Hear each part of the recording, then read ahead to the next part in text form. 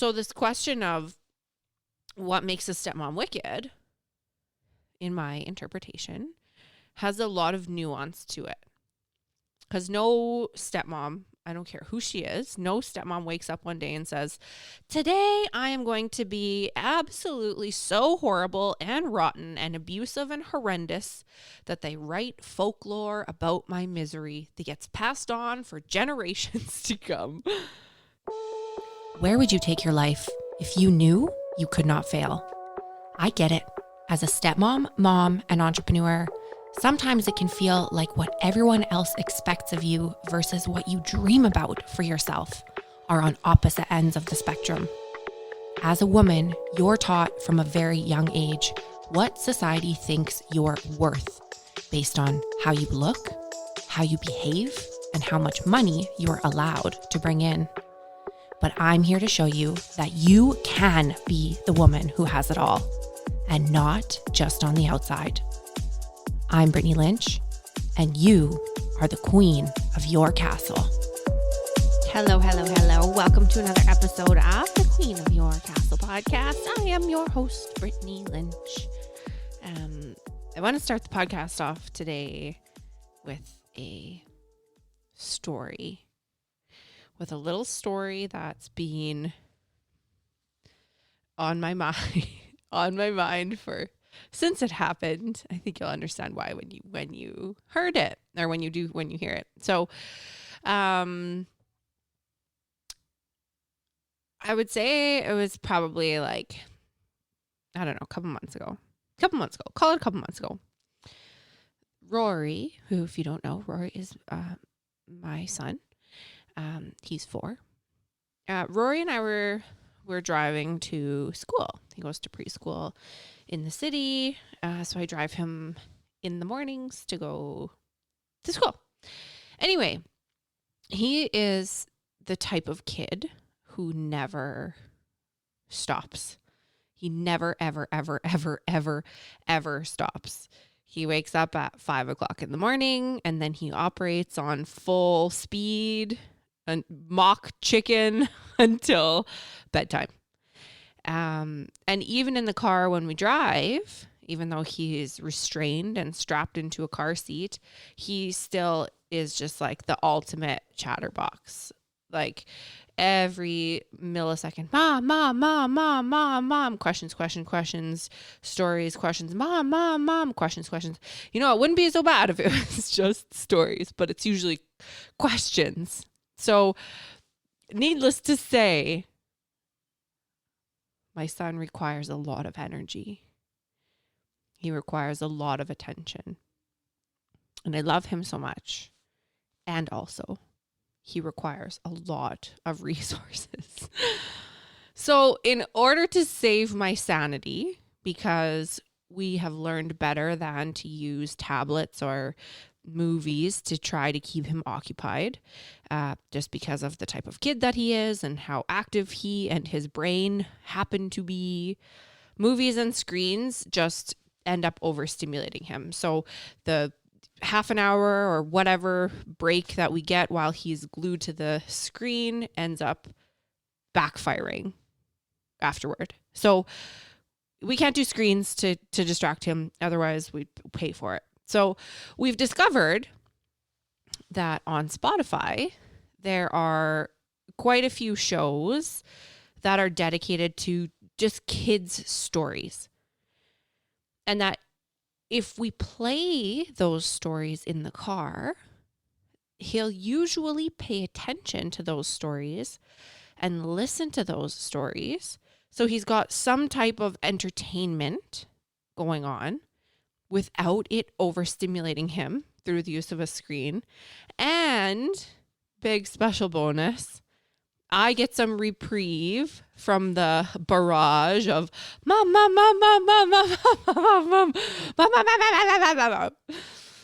Anyway, so this kid loves everything spooky. Everything ghosts and goblins and Halloween. like one of his favorite movies. I know I said we don't let him watch movies, but we have. One of his favorite movies is The Nightmare Before Christmas. He loves everything like Tim Burton, everything spooky.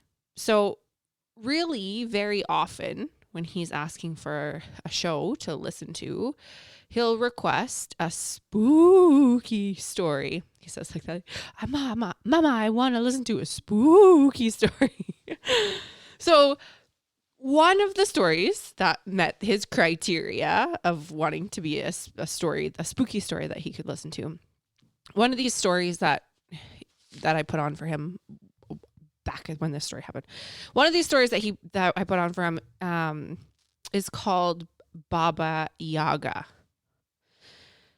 And Baba Yaga, if you've never heard of it, is Russian folklore.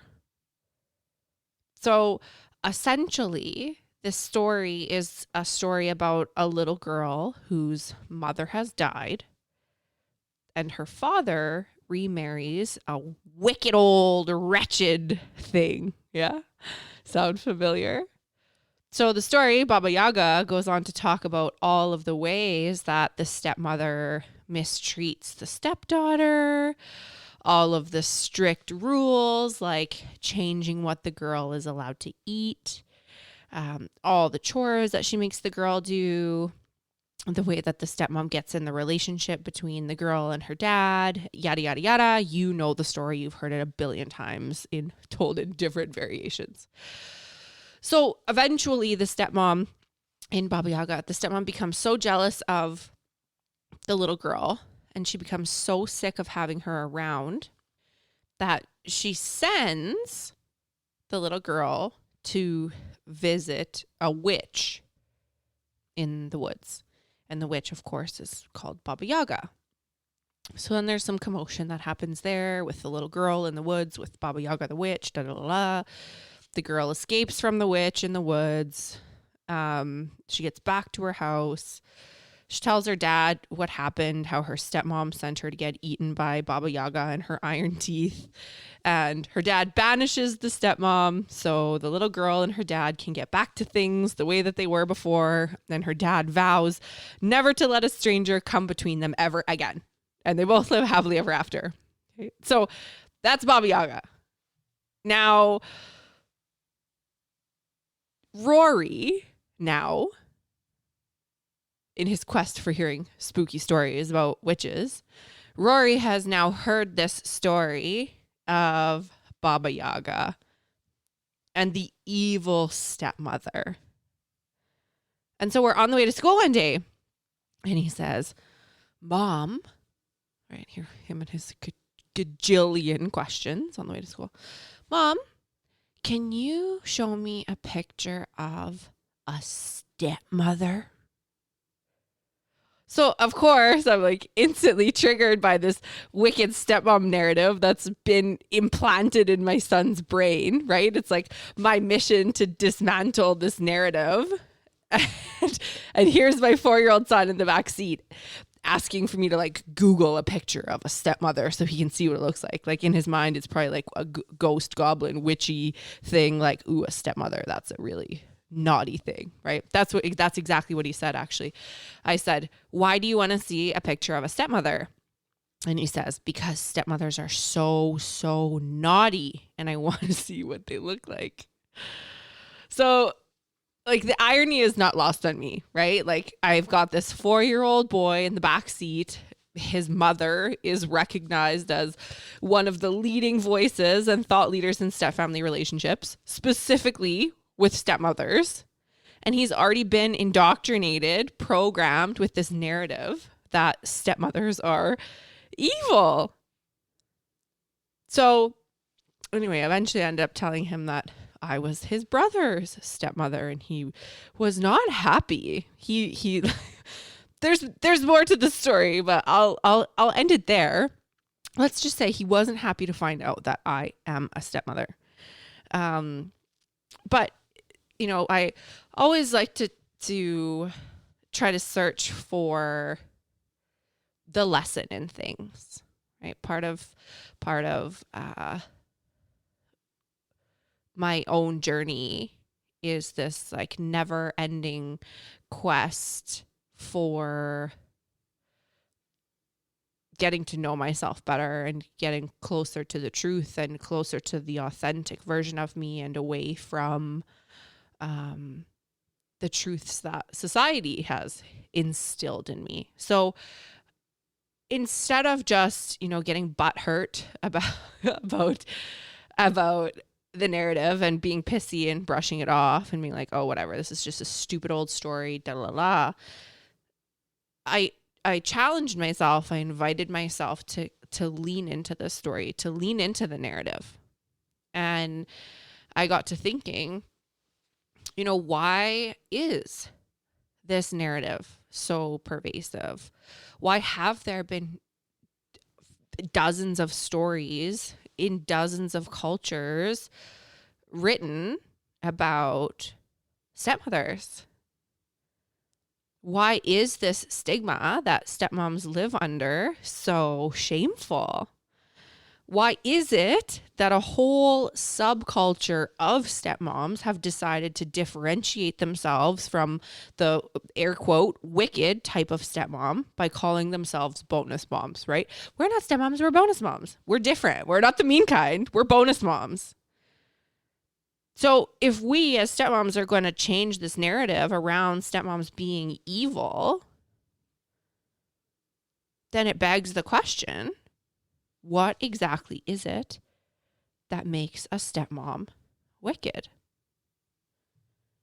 So between the Queen of Your Castle podcast that you're listening to right now, shameless plug, thank you for rating and reviewing the show. Spotify now has a rating system, so drop your 5 stars if you haven't already. Thank you for your reviews on iTunes. I really appreciate them. They make my day when I see a nice review for the show come through, by the way. Now, that aside, thank you for rating and reviewing the show.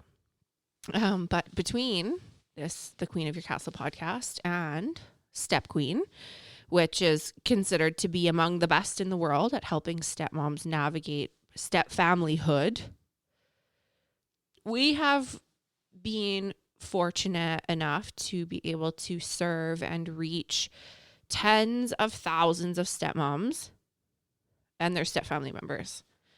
We've had thousands of stepmoms participate in our workshops and our trainings. We currently have dozens and dozens of members in our exclusive stepmom club called Your Stepmom Story, which is an online support community for stepmoms like you who need more intimate, more connected, less stressful stepfamily relationships so that you can enjoy more fulfillment in your life. And in the Stepmom Story, we teach you how to navigate really complex stepfamily dynamics by cultivating a deeper level of self-awareness and combining that self-awareness with evidence-based research on what happily blends stepfamilies. So all of this is to say that at this stage of the game, there's probably nothing that I haven't seen or heard or helped a stepmom with. There's no dynamic wacky enough, no conflict big enough, no circumstance impossible enough to surprise me anymore. And baby, there ain't no mountain high enough. Am I right? So if anyone knows stepmoms, it's your girl, okay?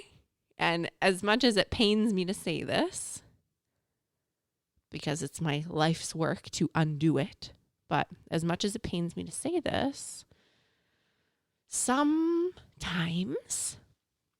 some of the things that I've seen and heard stepmoms do in order to try to make the kids respect them or get the ex to acknowledge them or get their partner to pay attention to them,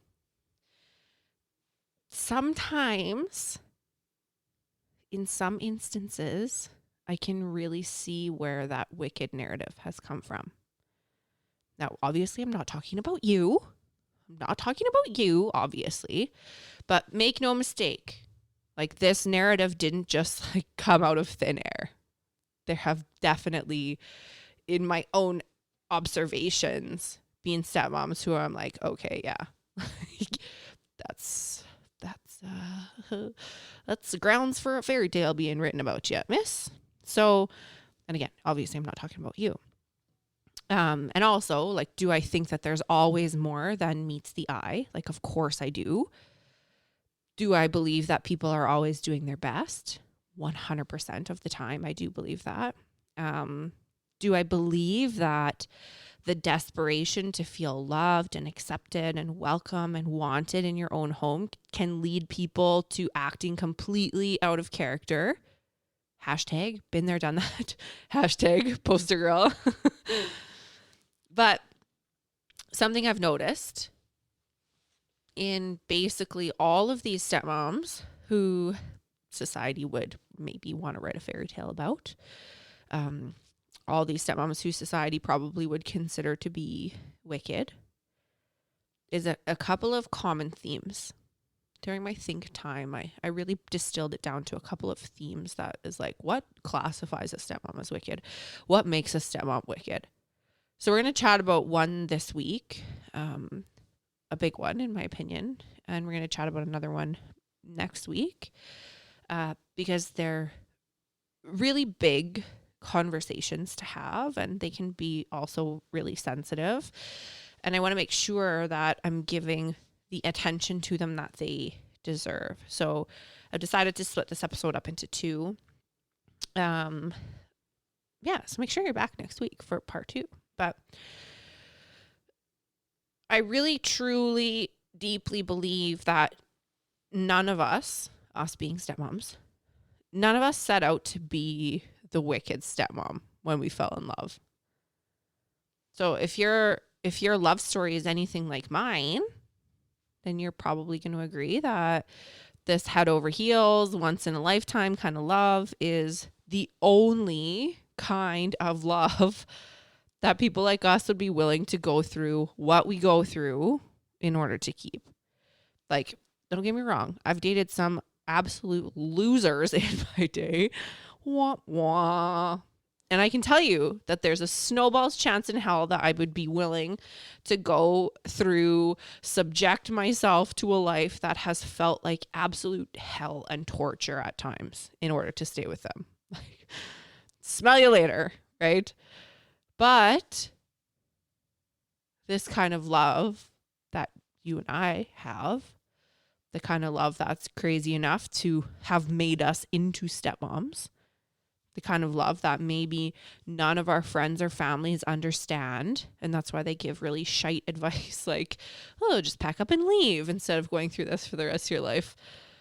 Most people aren't lucky like us to have been able to find it, and I really believe that. Not everyone, but a lot of people don't find this type of love. So this question of what makes a stepmom wicked, in my interpretation, has a lot of nuance to it. Because no stepmom, I don't care who she is, no stepmom wakes up one day and says, today I am going to be absolutely so horrible and rotten and abusive and horrendous that they write folklore about my misery that gets passed on for generations to come.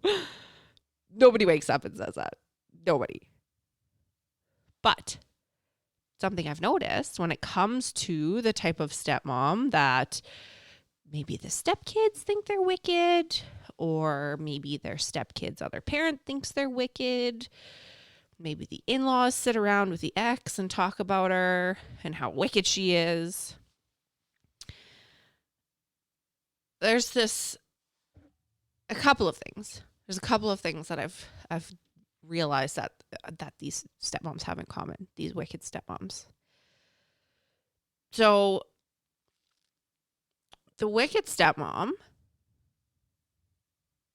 one of the big mistakes that she's making is that she is often on the lookout for what she considers to be bad behavior. So she's always, or often, very often on the lookout for what she considers to be bad behavior. So in other words, the wicked stepmom is constantly in this state of judgment toward other people, like judging the ex for how she chooses to spend her time and her money, and judging the kids for being impolite or spoiled or entitled or lazy, judging the spouse for not putting their foot down, judging the in-laws for staying in touch with the ex.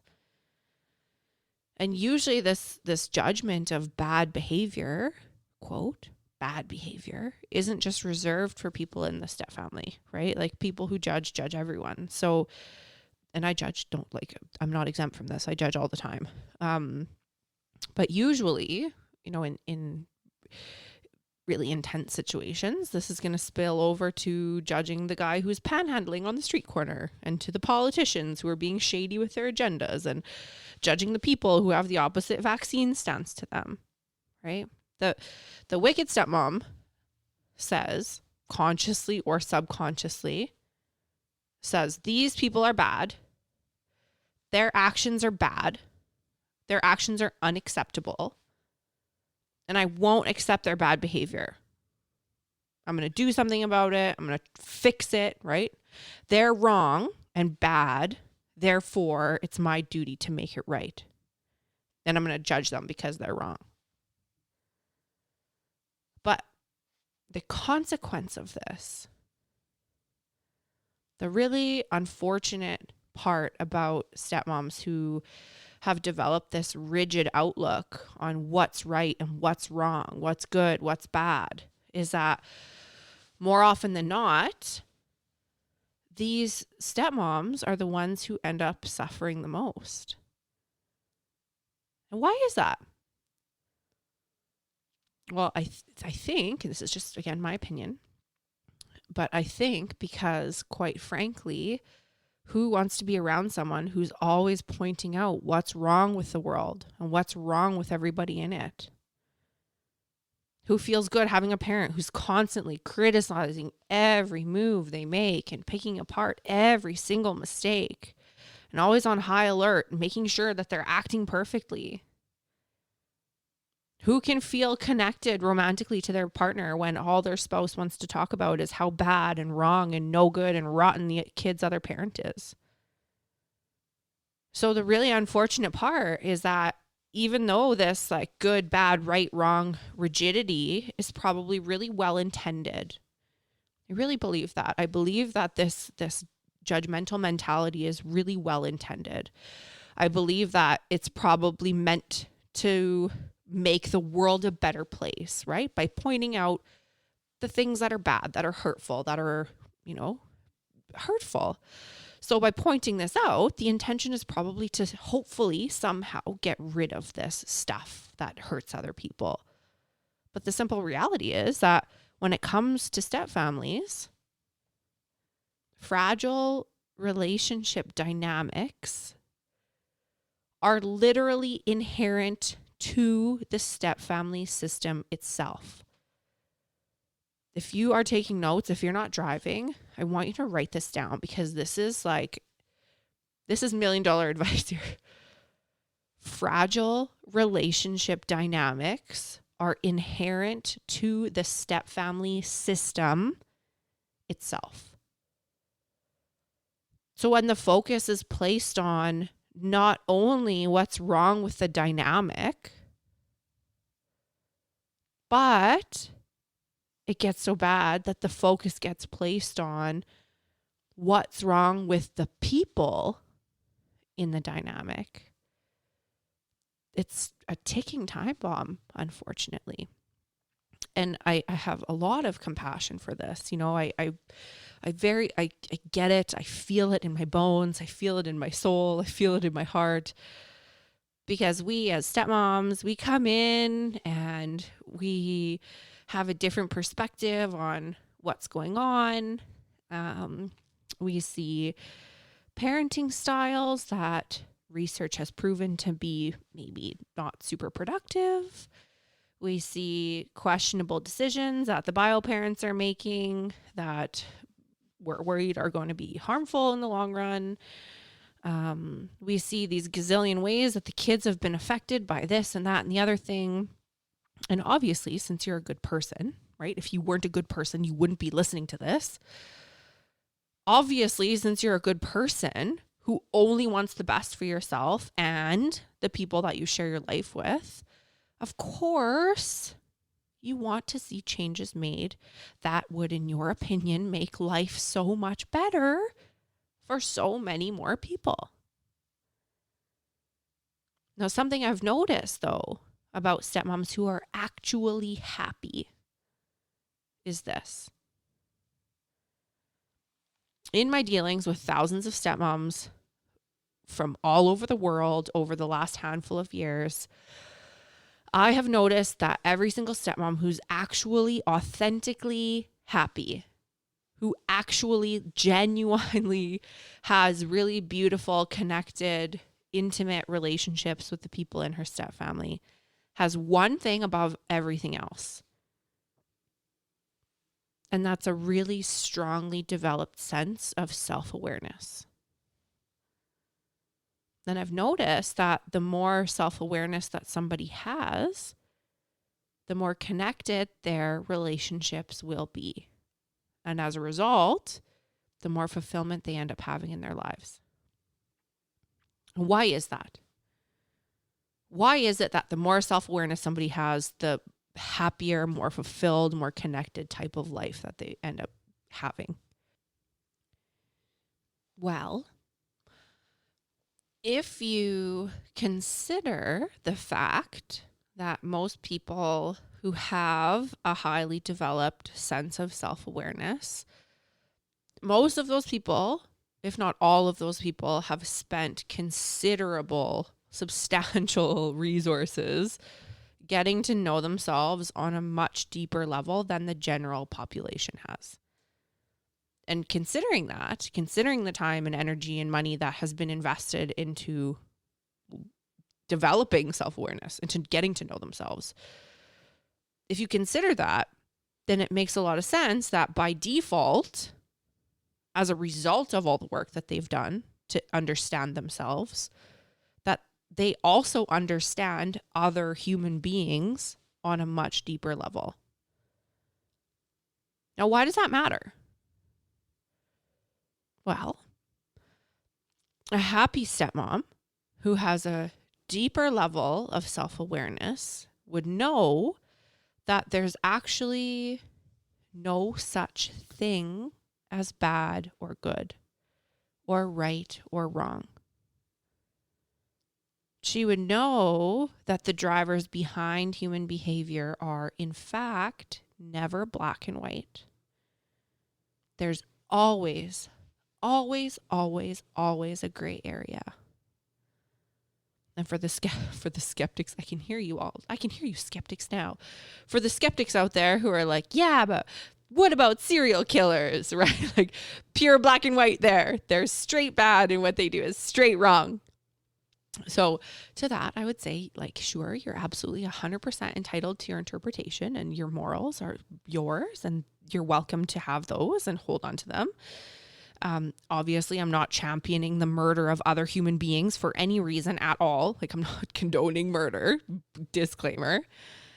And also, at the same time, I also believe that some of these folks who grew up to be serial killers suffered some absolute atrocities during their developmental years.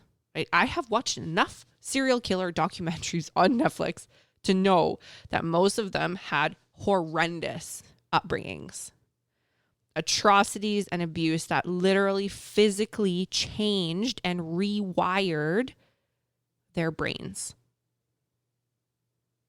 So does that change the fact that their actions created a lot of pain and grief for a lot of people? No, of course not. It doesn't change that. It doesn't change the fact that they did something that hurt a lot of people.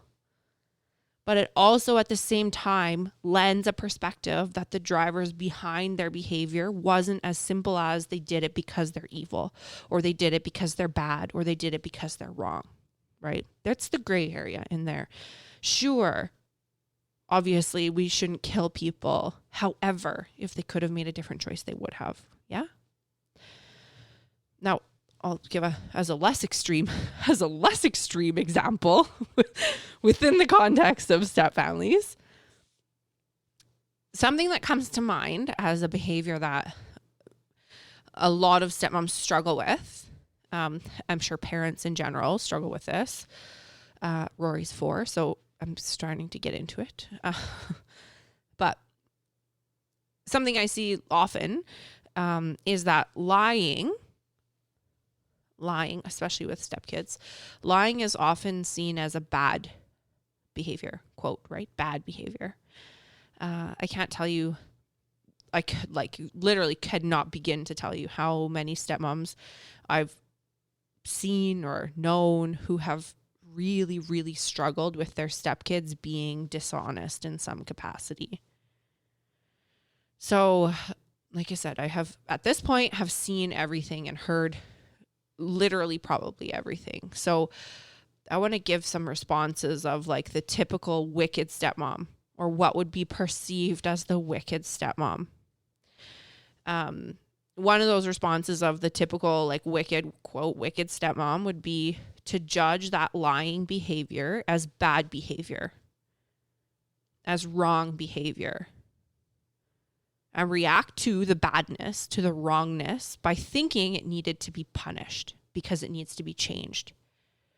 And it really I can feel this like in my chest when I think about it, but it really honestly breaks my heart when I hear about kids who have their privacy taken away, their like human right to privacy taken away, their doors taken off their hinges, that sort of thing, as a punishment response to lying. And it especially, it's especially hard for me to observe when it's facilitated by the stepmom, when the stepmom is the one handing out this punishment. Not saying that biological parents should do it either, or that it wouldn't still bother me that way, but when it's facilitated by the stepmom, it really hurts to watch it or hear about it. It breaks my heart, when I hear about kids who have their clothes and their personal items taken away and essentially like held hostage as a punishment for lying. And again, that's especially when that's facilitated by the stepmom. So I'm not sure about you, but to be sent the message of you're not worthy of these human decencies unless you do what I say when I say it, like that's a pretty traumatic thing for a kid.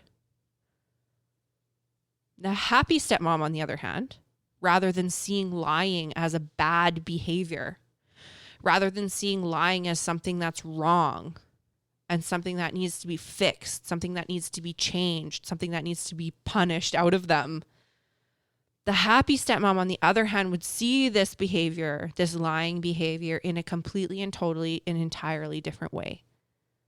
I want you to notice how it feels in your body instead when I compare and contrast these examples.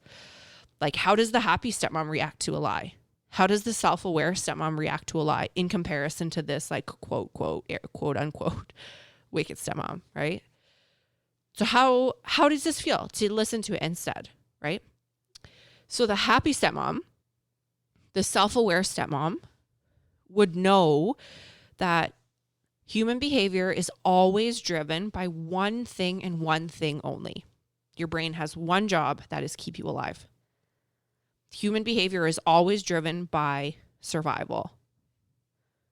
So the self-aware stepmom would know that lying is an act of protection. Lying is an act of self-preservation. Lying is an act of fear. Because somewhere along the way, it was learned that telling the truth was not safe. So the happy, self-aware stepmom would be able to access compassion and empathy and bring to mind a time that she herself had lied to protect herself in the past.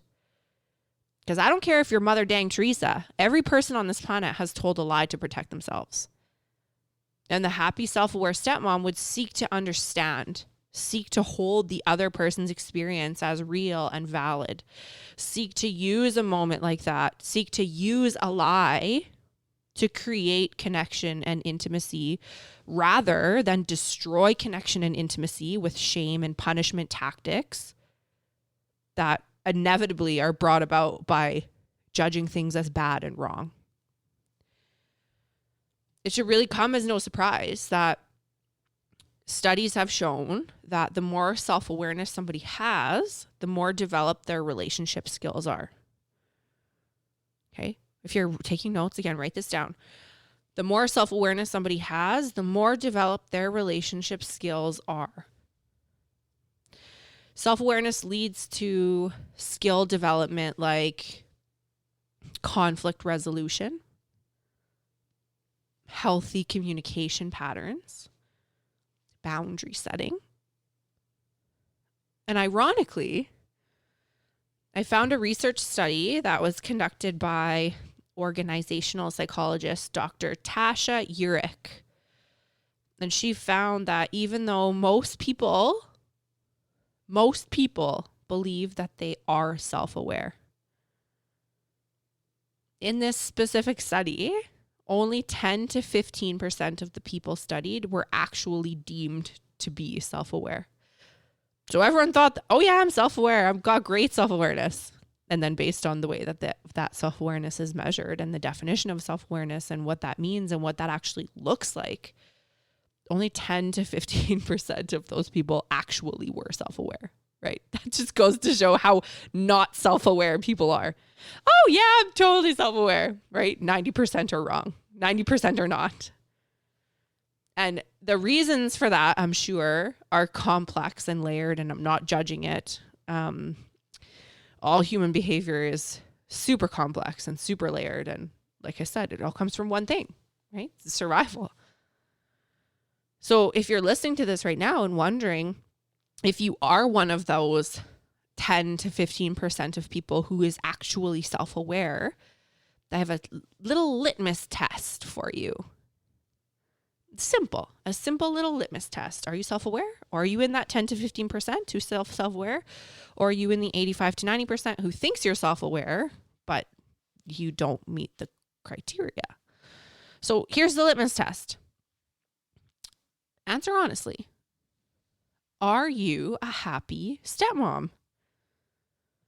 Are your relationships connected? Are they drama-free? Are they authentic? Do you feel fulfilled in your life? If the answer is yes, then chances are pretty good that you have a pretty well-developed sense of self-awareness. And if you're not happy, if you notice that you often think of things in terms of like, this is bad, that's good, this is right, that's wrong.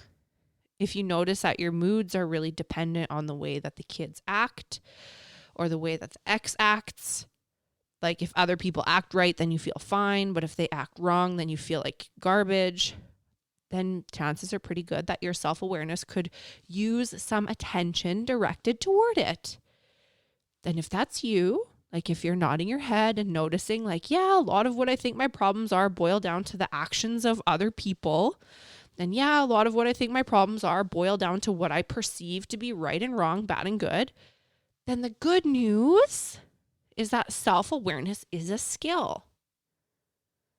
And the good news about having a skill versus not having a skill is that skills are something that people learn. People learn skills every single day. Skills aren't something people are born with. It's not like you're born self-aware or you're not born self-aware. Okay. Like I used to be probably the least self-aware, most judgmental, not surprisingly, most miserable person on the face of the planet. So self-awareness is something that probably basically anyone could develop should they choose to devote the resources to it. Will it take time and money and energy? Yes. Will it be worth it? Also, yes. But again, you are the expert of your own life. Only you know what is right for you. So we're going to continue this conversation next week in part 2 of what makes a stepmom wicked. So if you thought that this episode was helpful, or there's like more that you're looking for to be like, am I wicked, or am I this happy, self-aware stepmom? Make sure you pop in next week. And don't miss the second half of that episode, because we'll be concluding that then. And hey, you know, the fact that you're still listening to this episode means that something I said really resonated with you, which is fantastic. I appreciate that. I'm glad you're still listening. Thanks for still listening. Also, I strongly encourage you to mark your calendar for February 24th, 2022, because we're going to be kicking off the first live workshop in our super duper epic 3-part live series, The Uplifted Stepmom, where I'm going to be teaching you and thousands of other stepmoms from all over the world the 3 ingredients every stepmom needs to peacefully blend a stepfamily. So that's February 24th, 2022. It's totally free to participate. Stepmoms who have been through the Uplifted Challenge in the past have said that that series alone has done more for them and their stepfamily than years of therapy. So make sure that you're following along on Instagram and Facebook at The Step Queen to stay updated with enrollment details. Or if you're not on social, be sure that you've jumped into the epic free mini course that I offer free for stepmoms. You can just go to peacelovestepmom.com and put your info in, and you'll get instant free access that way. And then you will be on the list to get the emails when enrollment starts for the Uplifted Stepmom 3-part series. So that is it for me this week. I'll see you back here next week for part 2. And again, make sure you're following along on Instagram and Facebook at The Step Queen. And that you have already registered and enrolled in and hopefully started going through the free mini course that I offer called Peace Love Stepmom. Just go to peacelovestepmom.com, put your info in, and you'll get instant access for free right now. That little mini course can change lives. So pop on in. It's free. All you need is your time invested. So anyway, I'll see you next week for part 2, and happy stepmom. I don't know. I feel so awkward. I don't know how to end this. I don't know what to do with my hands. Anyway, I'm signing off. Arrivederci. I wanted to let you know about a special online mini training that I'm offering for free for a limited time. It's called Peace Love Stepmom. And not to toot my own horn, but beep beep, it's pretty freaking awesome. Peace Love Stepmom will give you the exact steps to take in order to create more harmony in your stepfamily without feeling like you have to walk on eggshells or bite your tongue or ignore your own needs just to keep the peace. Because if you are listening to this, then chances are pretty good that you know there's a big difference between not fighting and actually feeling peaceful. To enroll in Peace Love Stepmom and get immediate access to this incredible online course, head to peacelovestepmom.com and sign up. It's totally free. You don't want to miss it. So go to peacelovestepmom.com to enroll and get immediate access. I hope this episode got your wheels turning and showed you just how powerful you are. I would invite you to take 30 seconds and tap subscribe to this podcast. When you subscribe to the podcast, then rest assured you will never miss an episode. And in no time, spinning your wheels will be a thing of the past. Thank you for listening and subscribing. And if you enjoyed this episode, it would mean the absolute world to me if after you subscribed, you jumped on over and left me a 5-star review, and better yet, a written review. I am on a mission to let every mom and stepmom know that you can create the life of your dreams. and I need your help to change the world. The world needs us. Thank you so much for subscribing and leaving me a 5-star review. I will see you next week.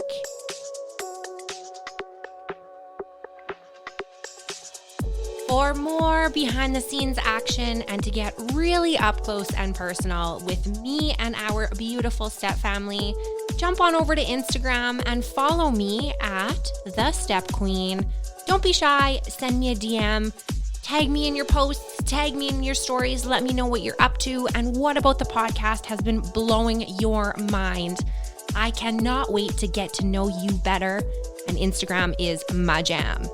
I love you so much. I love you so much. Make it rain, girlfriend.